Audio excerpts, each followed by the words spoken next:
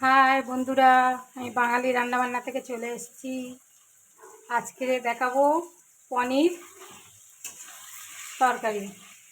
তার জন্য পনিরে একটু লবণ আর চিনি দিয়ে ভেজে নিচ্ছি, দেখতে থাকো। পনিরটা ভাজা হয়ে গেছে, এবার তুলে নেব।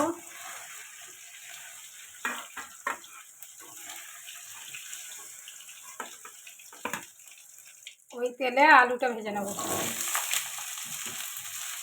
একটু হলুদ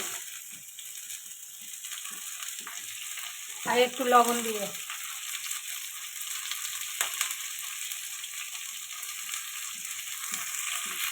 আলুটা ভাজা হয়ে গেছে, এবার তুলে নেব।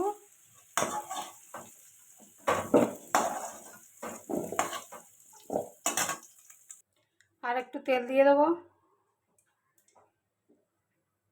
ফোড়নে দিয়ে দেবো তেজপাতা, শুকনো লঙ্কা, গোটা গরম মশলা।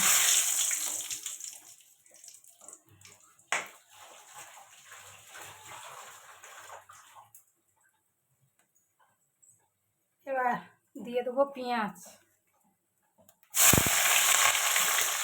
দিয়ে দেবো টমেটো।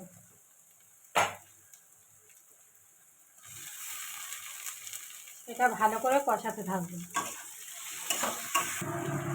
আদা রসুনের পেস্ট দিয়ে দেবো, দিয়ে দিলাম আদা রসুনের পেস্ট। এটা আর একটু ভালো করে কষাবো। দিয়ে দেবো হলুদ গুঁড়ো, দিয়ে দেবো লঙ্কার গুঁড়ো। এটা ভালো করে কষাবো। জিরে বাটা দিয়ে দেবো, টক দই দিয়ে দেবো,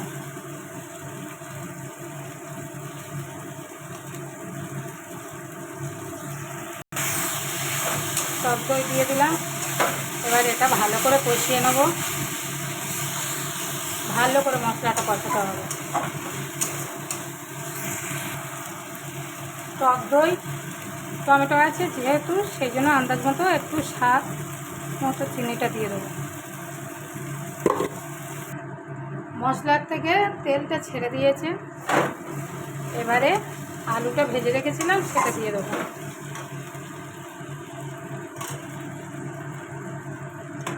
এটা দিয়ে আর একটু কষিয়ে নেব। আলু দিয়ে কষানো হয়ে গেছে, এবার জল দিয়ে দেবো পরিমাণ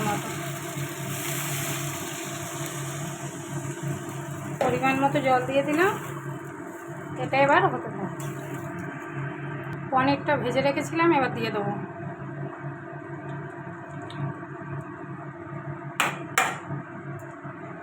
দিয়ে দিলাম। এটা আর একটু হবে, আস্তে আস্তে হোক। লবণটা দেওয়া হয়নি, লবণটা দিয়ে দিলাম। আলুটা সিদ্ধ হয়ে গেছে কি দেখে নেব। হ্যাঁ, আলু সিদ্ধ হয়ে গেছে, কিন্তু ঝোলটা আছে আর একটু হবে। এবার দিয়ে দেবো সানরাইজ গরম মশলা।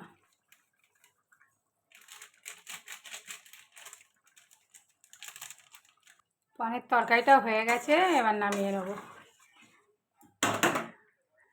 পনির তরকারিটা হয়ে গেছে, নামিয়ে নিয়েছি। যদি ভালো লাগে লাইক কমেন্ট শেয়ার করো। একটু সবাই পাশে থেকো প্লিজ, সবাই পাশে থেকো।